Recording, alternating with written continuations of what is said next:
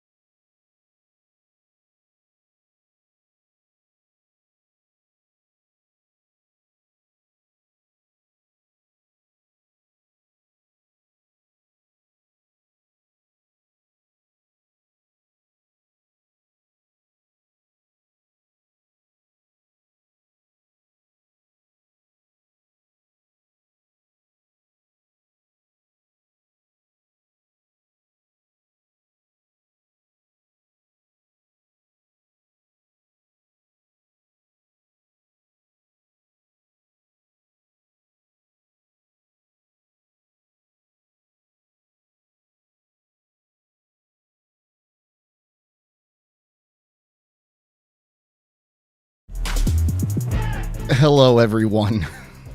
Man, do we love that Prime theme song more than anybody else? I think that's why our stream crashed, because we needed to hear it again. Oh, yeah, it's a great theme song. And you know what? Shout out to Bobby Quinn Creative Music Production. You can find him on Fiverr at Bobby Quinn C. And, you know, he does a great job. It's been over a year, I think, since the theme song was made, Zach, or just about there. Wow, dude, it's weird to think how long just you and I have had everything in general, because we had Smith and Seidel in the afternoon all those many months ago, and then during the COVID times we transitioned here, and especially with you having moved out to North Dakota, this is awesome. It's really cool that we still get to do all this. And Zach, I believe you meant me. Hang on, moving out to but nowhere. I didn't even say it. I got a censor button built now, and I love it. I have spent too much money on audio equipment, and let me tell you, we are not sponsored in any way, shape, or form by Sweetwater in Fort Wayne, but boy, would we like to be. They are great people to work with, and I'm just shouting them out. My microphone came from there. My soundboard came from there. They do a great job. Anyway, shameless plugs now over. Zach, let's try this again. Well, welcome into the show, everybody. For those of you just joining us, this is the Smith and Seidel Show. You can find us on any major podcast platform. You can find us on Twitter at Smith and Seidel. We've got a good show here as we are in prime sports time right now. The NBA is just starting to kick back in action with the G League. Right now, the Hall of Fame enshrinement ceremony is going on for the class of 2021.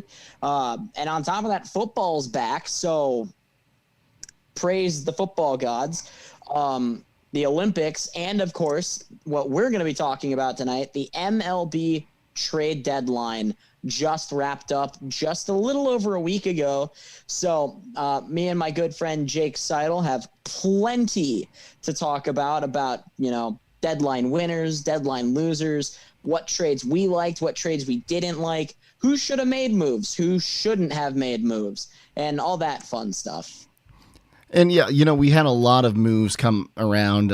A few I didn't agree with. We'll start off with my Cleveland Indians, who, first off, I am very excited about the Cleveland Guardians.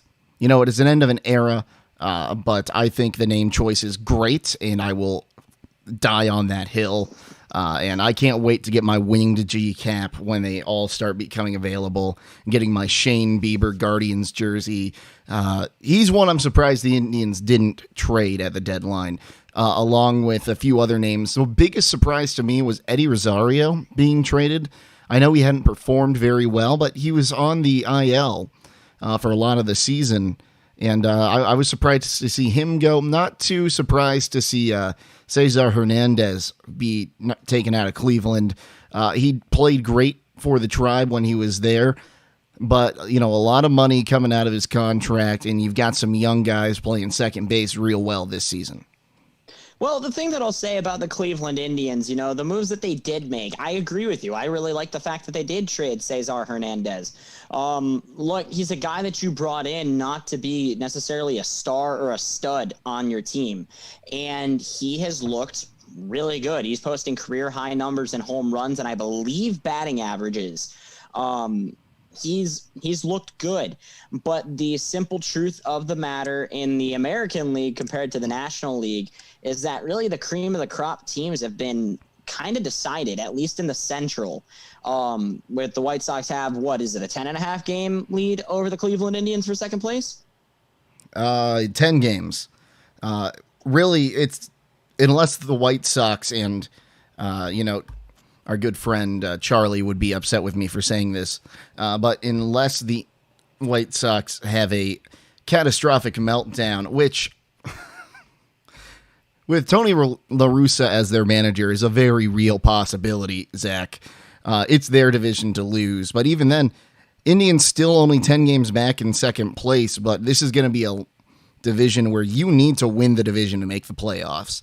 You look at the Indians, they're a game under 500, 54-55, Detroit 54-60, Kansas City 48-62, and talk about the disappointment in the Twin Cities with the Minnesota Twins 48-64, 17 and a half games out of first.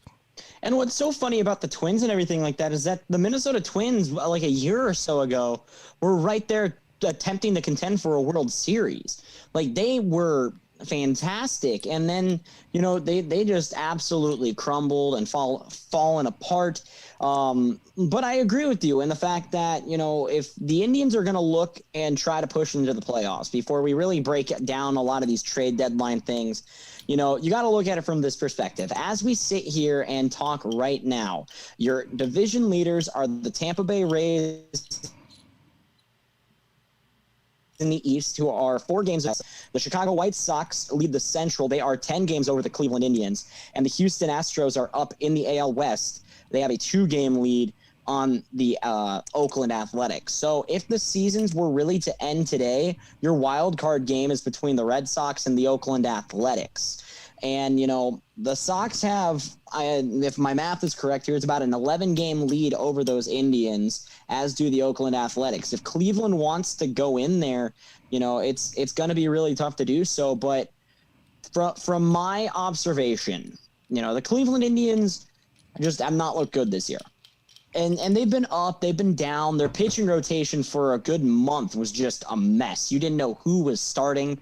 A little bit of COVID issues, a couple of just typical injuries, flexor muscles, all that fun stuff. And then Terry Francona stepping away for the rest of the season to focus on his health. That is obviously the most important thing for any player and coach, is to get and stay healthy. But this has just not been the Cleveland Indians year.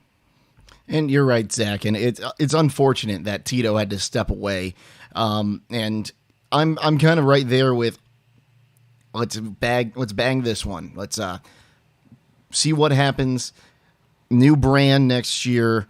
Maybe there was a curse of Chief Wahoo that might finally be taken off the Indian shoulders after all these years.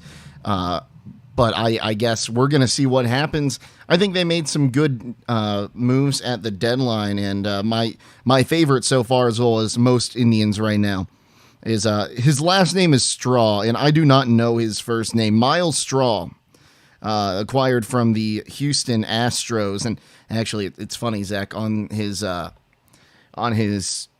picture on ESPN, he's still in the Houston Astros cap there, and he's hasn't hit well much of the season.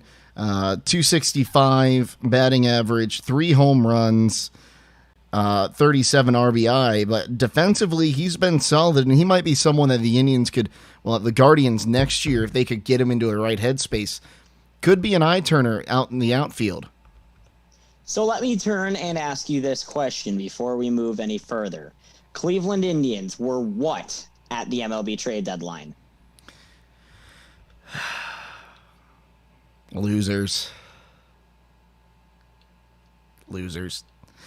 As much as I hate to say it, but I'm pretty sure Donovan would agree with me, as our good friend Donovan Mann.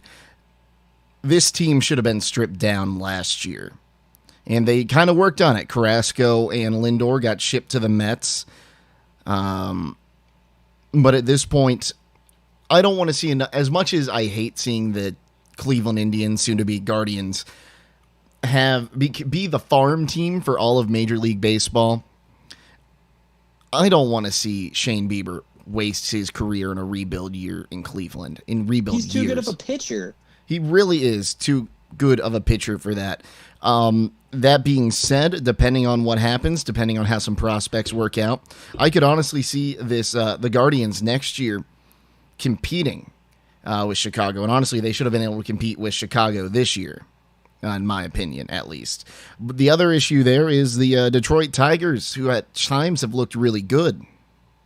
They've looked solid since that All-Star break. As they sit right now, 12 and a half games back of first in the Central.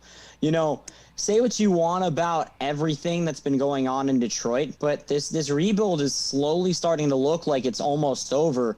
And honestly, I think you could see the Tigers be competing not just for the division, but for postseason victories here within the next year or so. I would agree with that. I think it all just depends what happens. If the Twins bounce back after this horrific season, Kansas City, I don't think we're going to see anything out of them. In fact, I'm a little surprised we didn't see Carlos Santana traded at the deadline to a team that's looking for a guy that can get on base. That is Carlos Santana's MO, get on base. Did he get traded, Zach? No, he should have been. Okay, I was looking. I'll talk about my Sox here in a minute. We'll talk about the Sox here in a second. But he would have been a really solid player. I would say at the deadline, most of the AL Central are losers. I would agree with that. I would agree with that. I don't know I'm not even sure what the White Sox did. Did they make any deals? The White Sox beefed up that bullpen. Not only did they get Cesar Hernandez, but, they went after a team that also is stripping down. There were a couple of teams in the NL that decided we're not in it this year. This is a year that we need to just drop. The Washington Nationals were one of them. The biggest one was the Chicago Cubs. The Chicago Cubs sent Craig Kimbrell to the Chicago White Sox. So they now have 2 closers. And talking to a good friend of mine who is an Indians fan, arguably enough, the Chicago White Sox have the best bullpen and pitching unit in the major leagues. Like, they have guys who could start any day of the week. They have 2 solid closers. Their bullpen has been terrific. As long as those bats can stay consistent, the Chicago White Sox have a real chance at winning a World Series this season. I'm kind of surprised they didn't pull the 2016 Cubs and go after Chapman for the Yankees so he could then go back to New York the next year. Well, they may as well have. If you look at Craig Kimbrell over the past couple of years, he's been one of the most consistent closers in the majors. And I mean, the White Sox acquired him for Nick Madrigal and Cody Hewer. And I mean, Madrigal has been really, really good, actually. He was a 4th overall pick back in 2018 and was once a former top prospect for the White Sox. But, when you're sitting here and you can contend, this is a team that can contend. The White Sox did what they needed to do, and they made a really, really good move. If I may stay with Sox for a minute, I want to jump over to my Red Sox. The Red Sox, who at one time were the best team in the American League, that trade deadline was not the best. They went and they got Kyle Schwarber from the Nationals. They didn't really give up a lot to go get him. But then they went and they acquired another reliever or two. And the Red Sox this year, they don't need help, on the batting lineup. The Red Sox batting has always been really, really good. What they needed was starting pitching and a first baseman. What they got is a power hitting outfielder who also plays DH, and the Sox don't need a DH when you have JD Martinez. That being said, Chris Sale, who is scheduled to come back and pitch here in a couple of days, actually, against the Baltimore Orioles, he's going to have to come out and play Cy Young level competitive, as these Red Sox are just slumping, my friend. They're 2 of their last 10. They are not doing all that hot right now. And Zach, I would attribute that to, I had to make sure everything got changed there. We don't have a producer, so when we're switching these scenes, it's me pushing a button on my end. Anyway, it kind of all goes back to the COVID scare right after the All-Star game in the series against the New York Yankees. That's really kind of seems to be where both the Yankees and the Red Sox kind of couldn't get much done. I agree, but the thing is that the American League East, which is typically one of the most competitive divisions in baseball, is insane. The AL East is fantastic. Only one team in the East does not have 60 wins or more, and that is the Baltimore Orioles. The Toronto Blue Jays are 60-50. The Yankees are 61-50. The Sox at 65-49, and the Tampa Bay Rays at 68-44. Any one of those teams can go and win the division this year and push for a World Series. I think whatever team comes out of the AL East is the best suitor for the World Series crown out of the AL. That's my opinion, because as much as we don't talk about Houston for obvious reasons, Houston has been quiet good. They haven't had to make as many big plays. The White Sox have a pitching rotation, but you don't hear much outside of Jose Abreu for the most part. You look at the AL East and it's stacked. It's stacked. And I mean, the Blue Jays made moves to acquire some good pitching. The Yankees said our starting rotation hasn't been awesome this year, but you know what? Let's bring in some more home run hitters, as they do. The Red Sox did not make enough moves. And the Tampa Bay Rays are still sitting here with a young core and without their best pitchers from a year ago when they made the World Series. And they're looking great too. Yeah, it's crazy. The AL East is good. Sorry, I was trying to figure out what that was. Apparently, I opened something up on my phone. That was in my hand. Anyway, the AL East is good, and the Rays really good. I can attest to that. I was unfortunately watching the series when the Indians were down in St. Pete. We'll see what happens. And honestly, the AL East is so close. Watch out for the Toronto Blue Jays.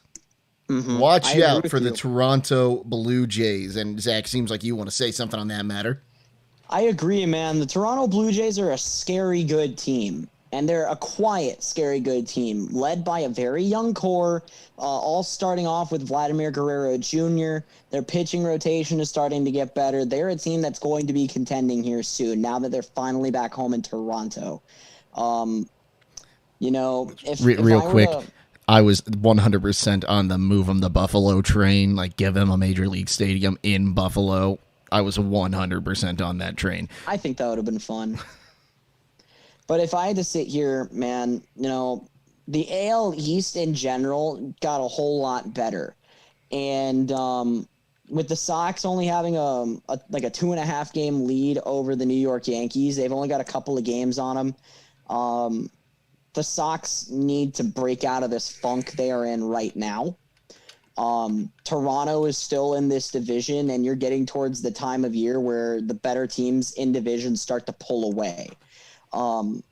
Tampa Bay, if I'm Boston, who again is slumping 2 of their last 8, the Sox need to sit here and be like, okay, what is our problem right now? Because we need to fix this now. I would much rather have a team slumping in the beginning of August than a team slumping down the stretch towards the end of September, if that makes sense.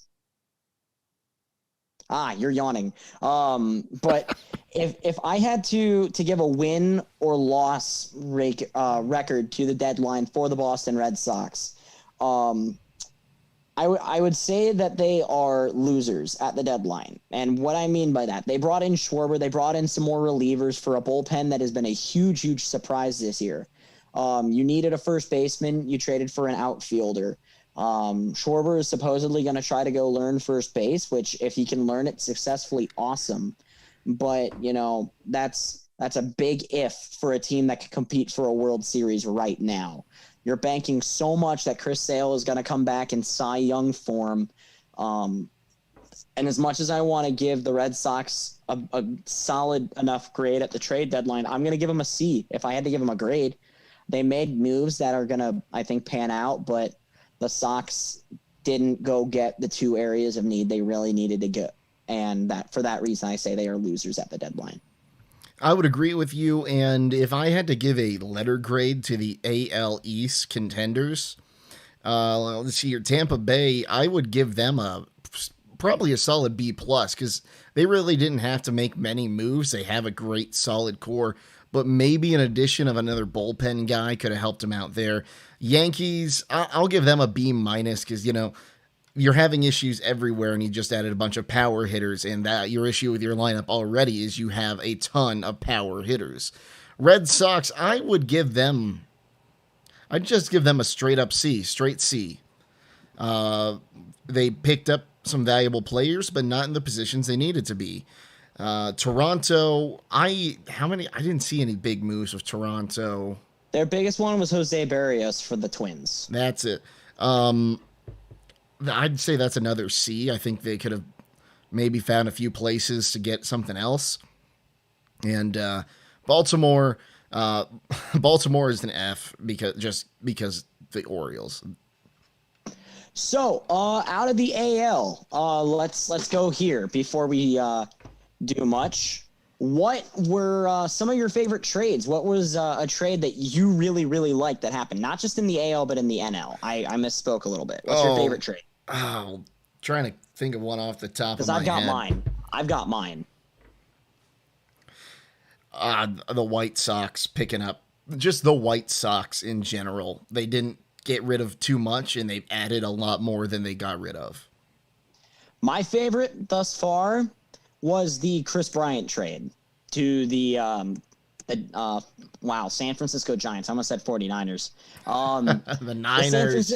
Trey Lance Giants, starting League One. No. Yeah. The San Francisco Giants trading for Chris Bryant from the Cubs is my favorite move. You took a lineup that has already been lights out. The San Francisco Giants have been so good this year. You're leading a division with arguably the best constructed team in baseball in the Dodgers. You're 71-41 for the best record in the majors. You've got a 4-game lead on the Dodgers. You're looking great. And after seeing the Dodgers go get Max Scherzer and Trey Turner, you said, that's not happening. We're going to go get Chris Bryant. And you got Chris Bryant. That was maybe the best move that any team at the deadline made. And I think that it's going to pay off in the long run, as I think the Giants have the NL on lock. I would agree with that, Zach. And now we haven't talked about the AL West yet. We haven't talked about most of these divisions. All right, I figured let's finish up with the AL West and then head over to the NL West. Go for it. So AL West, I'm going to be honest, Zach. I have been working my tail off, and I didn't get to check out a lot of the moves at the deadline. But I don't know. What are your thoughts on the Angels? I didn't think they really did enough. Well, the thing is with the Angels is that they're in a really, really weird spot. They're 10 games back right now. I mean, they've got the lead over the Texas Rangers, but Seattle is kind of sticking around, kind of not sticking around. I think the best chance for a team to win the AL West right now is actually in Oakland. I think that, getting some solid depth has been really, really good. The A's did get Yan Gomes, Josh Harrison, both from the Nationals, only having to trade away a couple of guys that weren't doing much anyway. They were able to just bring in depth and veteran depth at that to guys who have gotten a couple of games in the postseason. So that's going to be really beneficial. But the thing that you have to worry about with the Houston Astros is the Houston Astros have had World Series experience. They've only got a 2-game lead over Oakland, but, I think the team that put themselves in the best position to win now is Oakland. But that being said, the Angels, when Mike Trout went down for a little bit, Ohtani has been really good. But LA needs more help around their skill players, and being I'm not going to say a small market team, but not, as big a market as, say, like the Sox or the Yankees. They don't really have a lot of the money to go and be like, oh, well, Mike Trout's really good in center and we got Ohtani in right. Let's go trade for Juan Soto and give the best outfield in baseball. You just can't do Zach, that. I need you to look at me with a straight face right now. Ready. Did you just say a team in LA isn't the same size market as Boston? I did just say that, didn't I? They might not be as big as the Dodgers, but the Angels still have a great fan base of people in SoCal. I never said they didn't. The Angels being a small market team is like saying the LA Rams or the LA Chargers are a small market team. Which it's roughly the same thing, because there's both teams that are bigger in LA, but they are still in LA.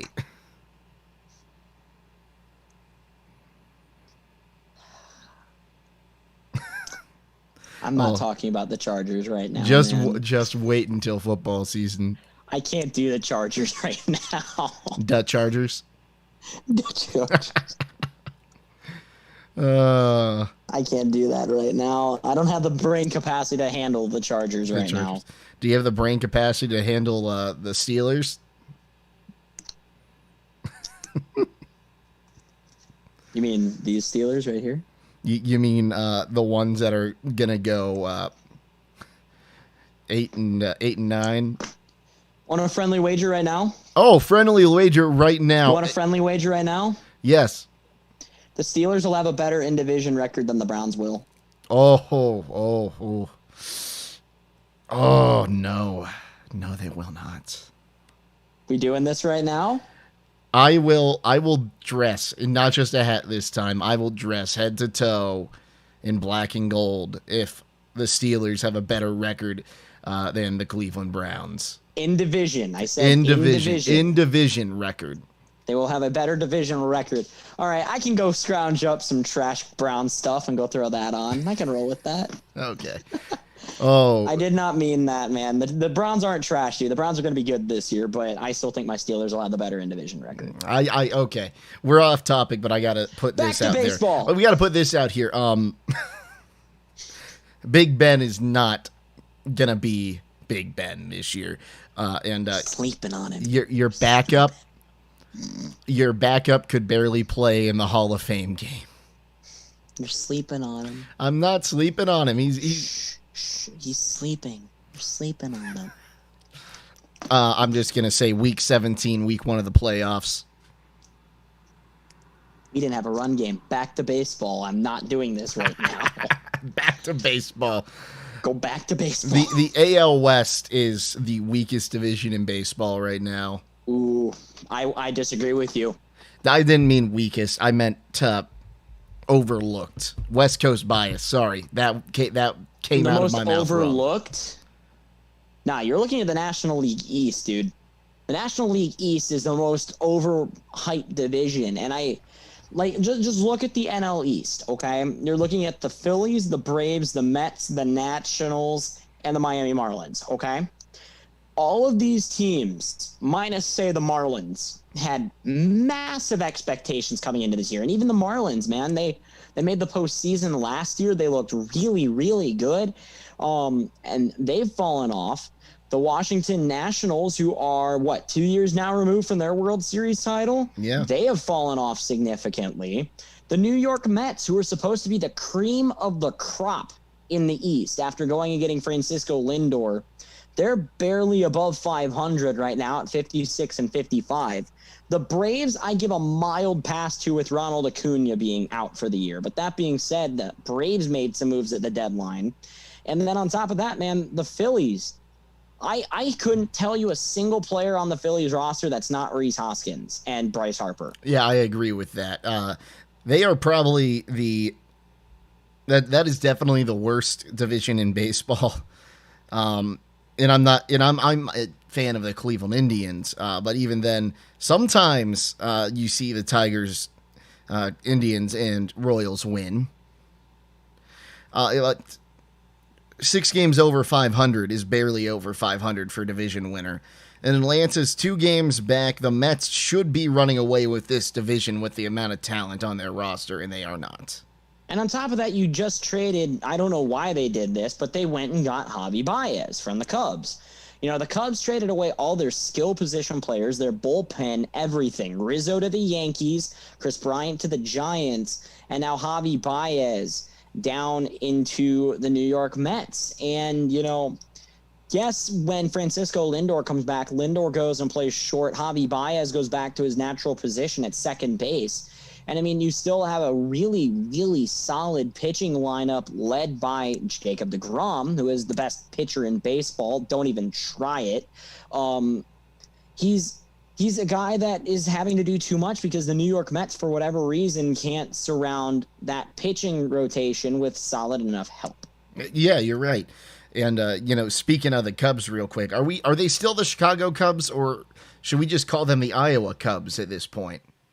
They're prospects at this point, man. I mean, I was gonna make the joke, like, a few years ago when it was the Detroit Mud Hens, because they basically had all AAA guys, and then I remembered the Iowa, like, their AAA team is also called the Cubs. Well, yeah, it's just Cubs not looking good, but honestly, the NL Central is my favorite division right now. Why would you say that? Well, Cincinnati has surprised some people. They got off to a good start, slowed down, and now they're pushing back at it. They're 10 games over 500, 5 games behind Milwaukee for first place in the NL Central. Well, you talk about the Reds and you talk about the Brewers, but you want to know the one team you should never sleep on in late August and September? The Pittsburgh Pirates. No, the St. Louis Cardinals. I know. I had to make that joke. I know. I had to. Charlie Ryan thinks the Pittsburgh Pirates are going to the World Series. Anyway. Should I invite Charlie to this Zoom meeting right now? I don't know, man. We'll get to him in a minute. If I may finish my thought. Absolutely. The St. Louis Cardinals at 55 and 56. 10.5 games back in the NL Central. They're in third place right now. The team that always, for whatever reason, gets stupid hot heading into the postseason is the Cardinals. And it's been around for a little while now. They didn't really make any big splash moves. They kind of were really quiet at the deadline. But that being said, the St. Louis Cardinals are not a team to write off just yet. Milwaukee has been dealing with injuries. Cincinnati's been dealing with inconsistency. And I think if you see that later down the stretch, I think that you could see the St. Louis Cardinals go and take that division. I don't disagree. But I am excited to see what the Reds are doing. And I always hate this because I've always wanted to see the I-71 World Series. Always wanted to see it. It's not going to happen this year. It could have happened last year, but everything did not go according to plan. But the NL Central is scary. Like, you've got the Cardinals, and really the only team you can only count out the Pirates and the Cubs in that because it was a liquidation sale on the north side of Chicago. I agree. Yeah, you traded away some of your, perennial players. Chris Bryant, I already mentioned. Anthony Rizzo. Are there any players from the 2016 World Series left on that roster? I'm not sure. Besides the manager? I don't know. That's right. So. Joe Ross was on that roster as a catcher, wasn't he? Yeah, Joe Buck kept reminding us of it. David Ross. Yeah, David Ross. Joe Buck kept reminding us of it. What a guy. So yeah, let's see here. Cincinnati, they made a few moves, didn't they? I think they brought in a bullpen arm.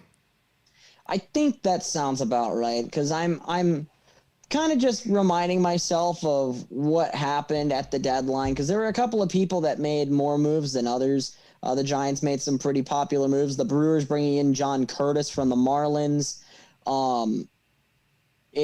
That's mainly the main ones that I see here. The Pirates bringing in Michael Chavis. The Brewers bringing in Daniel Norris. That's really what I'm seeing. But that being said, the NL Central, I know that we already said that the AL East is the most competitive division in baseball, but I think the NL Central could have the biggest surprise in all of baseball. And if the St. Louis Cardinals go on a run late on the season, watch for the NL Central to have one team make it through, being the St. Louis Cardinals. So, going from the Central, push to the West for a minute. And, I would like to talk about a super team. And you don't really see super teams in baseball. Your super teams pretty much come in basketball. When LeBron James gets Anthony Davis, Russell Westbrook, and his good buddy Carmelo Anthony. That could be considered a super team.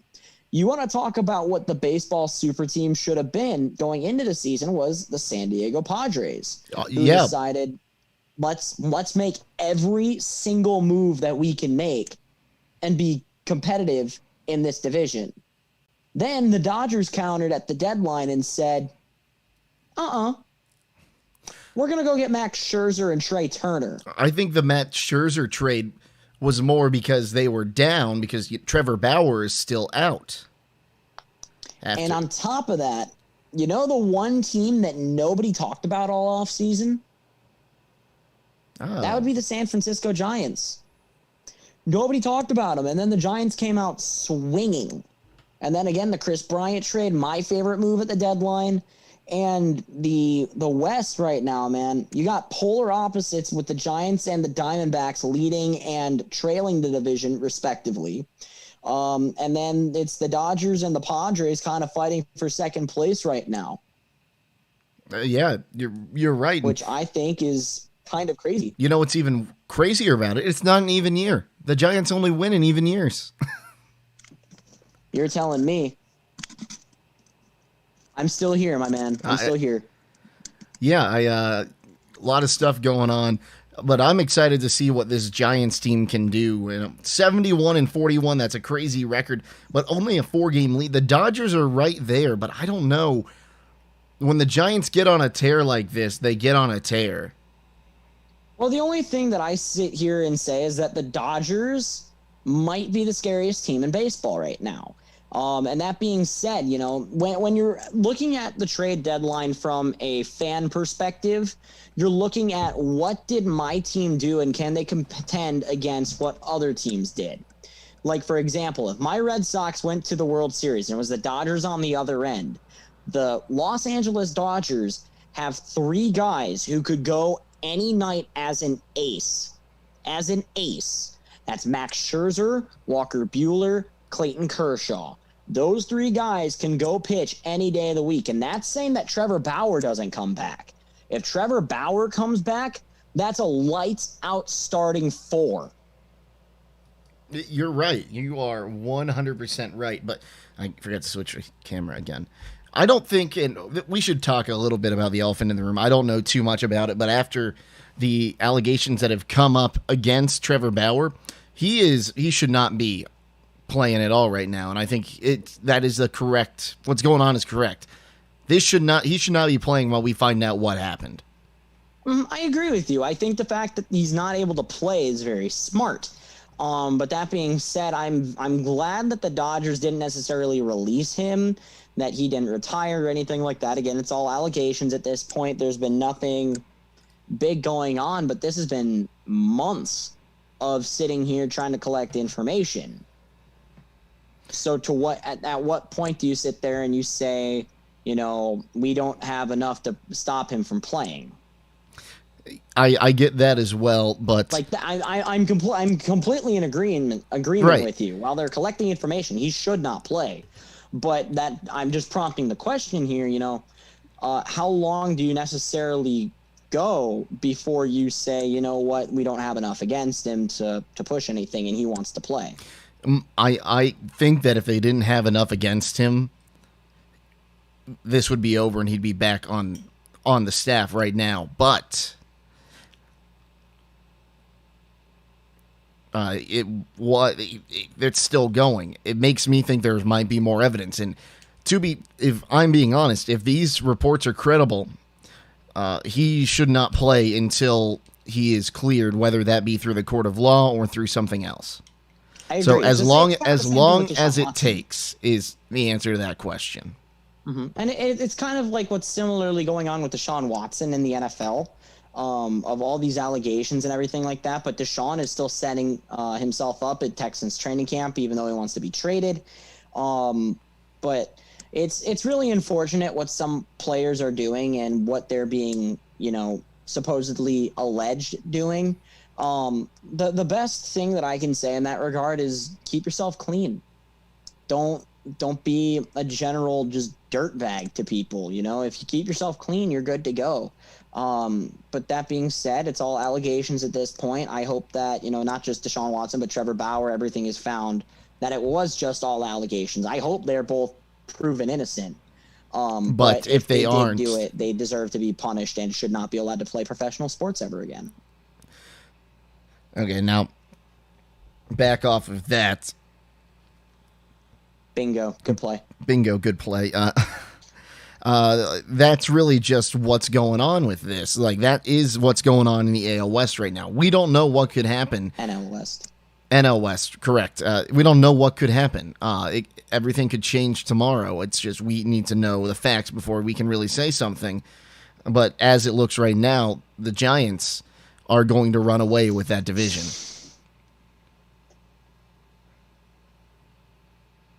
Did I lose Zach again? Zach, you still there?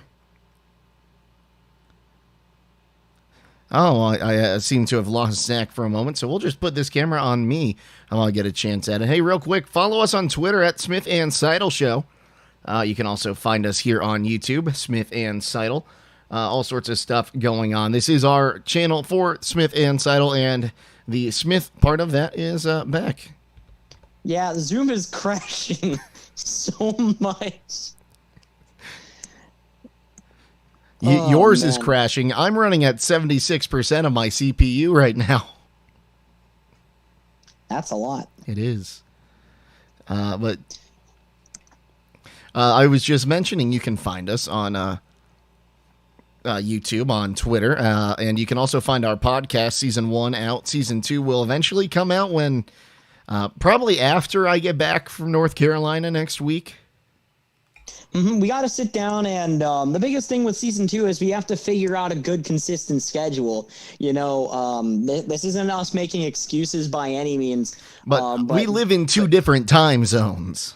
That's one thing. I'm still in school. Jacob has a job. And sports is coming up, so my Friday nights are going to be out, and It just takes a while to get this figured out. And eventually when I can convince Zach to, actually come visit me, we can do Smith and Seidel live just from some random place in North Dakota. Hey, man, I'm working on it. You got to get me out of the fall first. My fall's booked right now. I know. A lot of good stuff going on.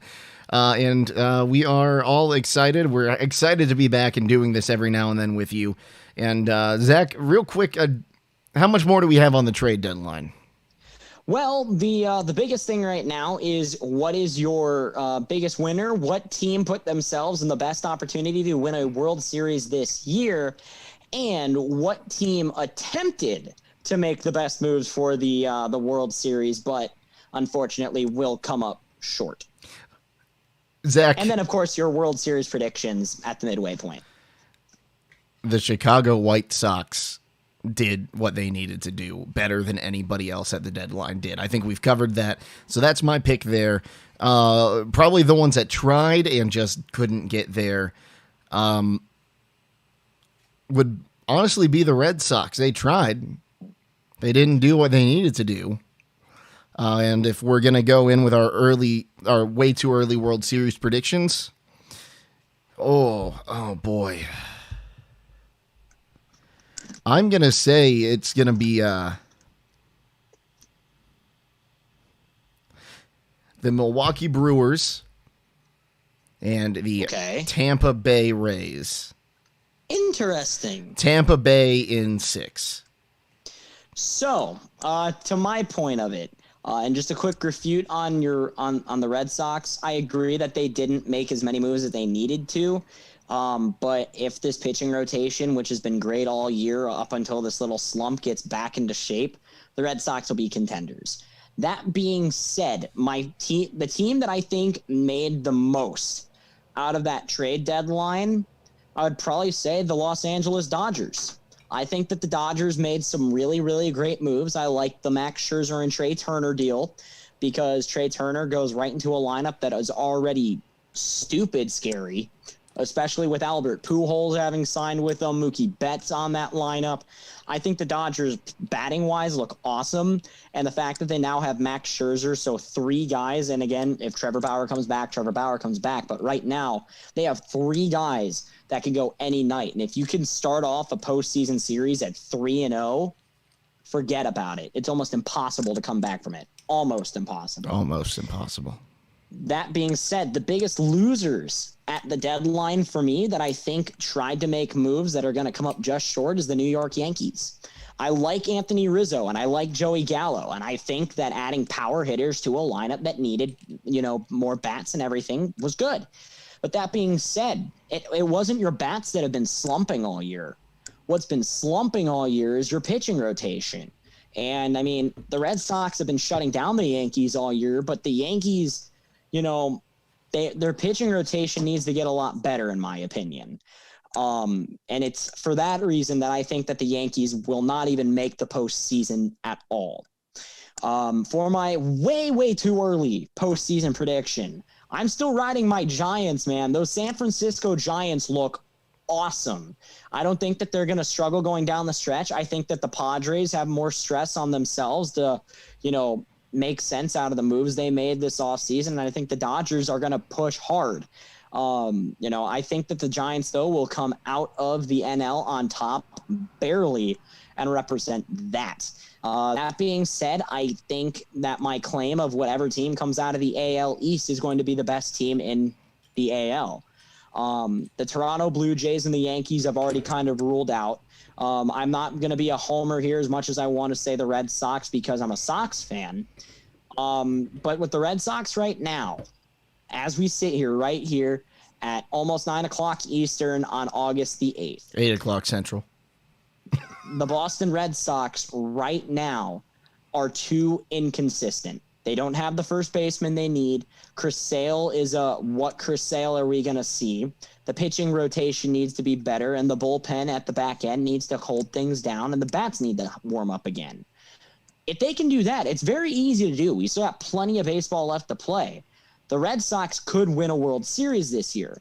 That being said, if I have to go on what I see right now, the Tampa Bay Rays are the team to beat in the AL East. That being said, I think the Giants will beat the Tampa Bay Rays in 7 games. Okay, so a lot of stuff going on there, Zach, and I think we've got some pretty solid predictions here, and baseball's a fun sport. Baseball's a fun sport. Gotta love baseball. You gotta love baseball. I miss calling baseball. Hey, man. I really do. It was a little while ago, man. Go Graders. Go Graders. Galleon Graders. Greatest team in Galleon, except for Tigers. Be greater. Be greater. Well, before we leave you, Zach, you remember when we did a live stream? Oh, what was it? Just a few weeks ago. Yes. Well, did you see Kansas was in talks with the Big Ten? Mm-hmm. Did you see that now? Reports, I don't know if they were confirmed, that Clemson and Florida State were in talks with the SEC. No. I do not.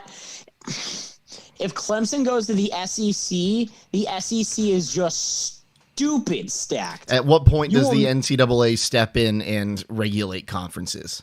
If that happens, if Clemson goes in, you will not see any other teams represented other than SEC teams in the college football playoff because for whatever reason, the committee loves the SEC.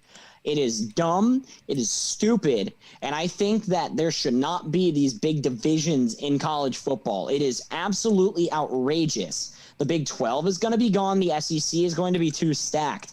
The Pac-10 already, doesn't get enough love. They don't. And you'll agree with me on that. They don't get enough love. I would agree that, but I would like, honestly, I am fine with the Big 12 being gone. I really am.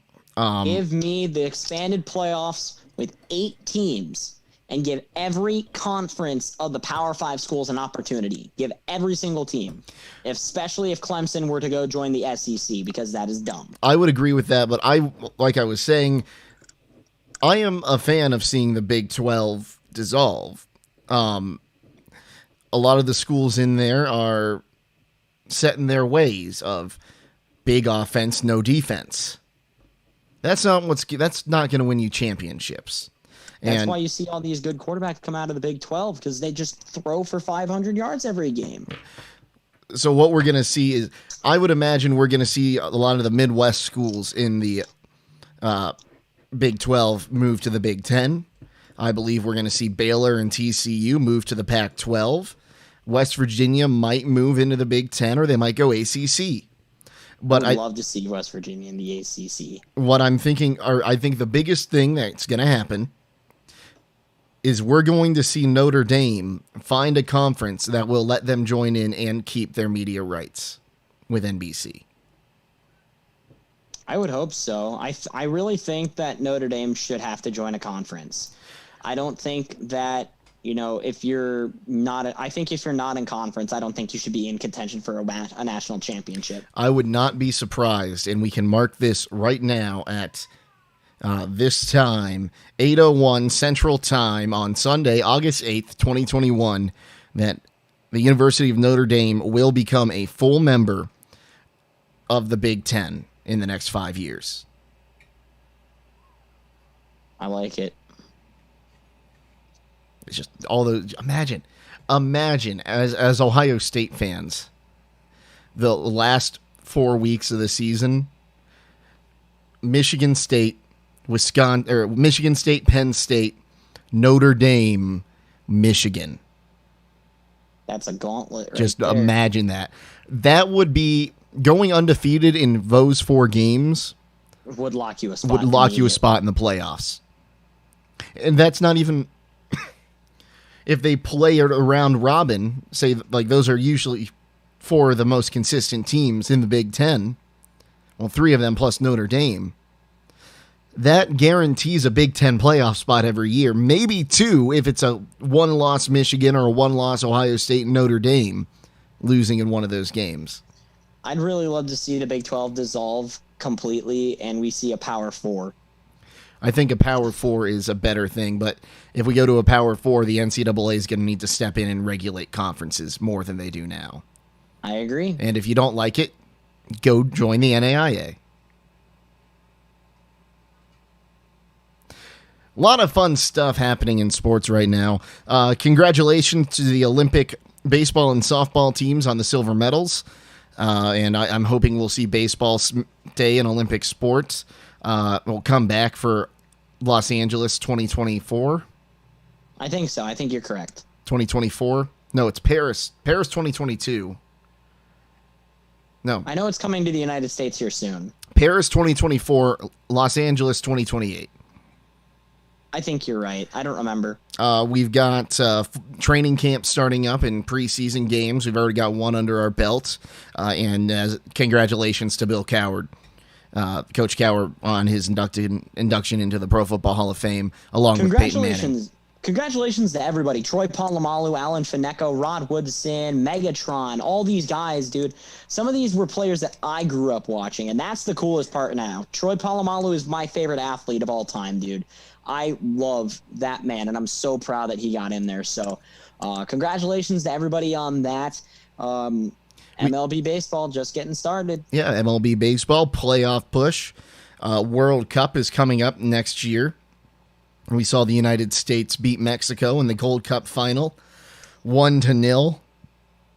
In extra time.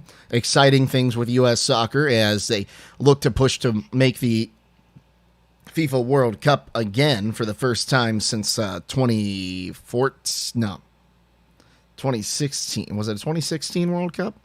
No. 2015. 2015. I think you're right. 2015 World Cup. Excited things happening there. Winter Olympics next year, too. Don't forget about that. Beijing 2022.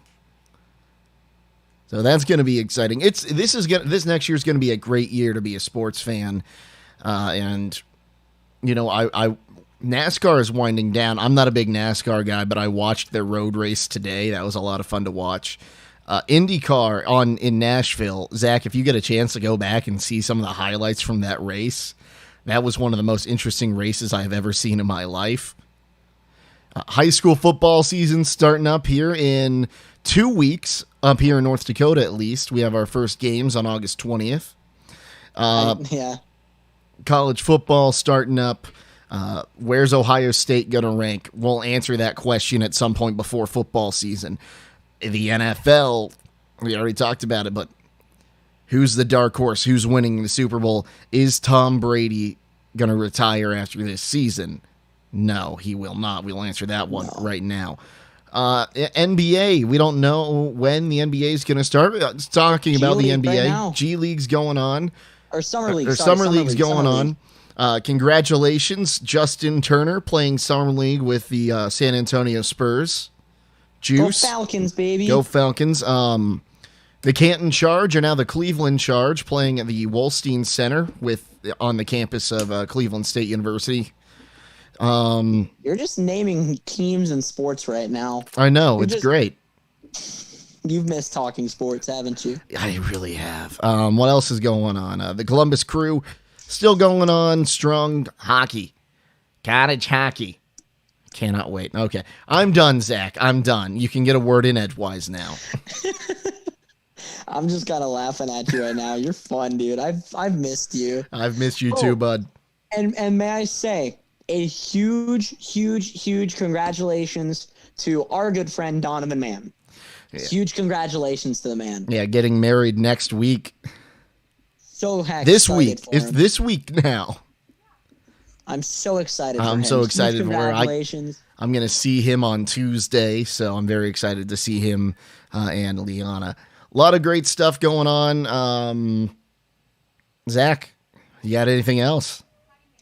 No, I think I've said about my piece. Red Sox need to get their act together, and if they do that, they will win a World Series, and TJ Watt needs that contract extension. And don't forget, Cleveland Guardians World Series champions 2022.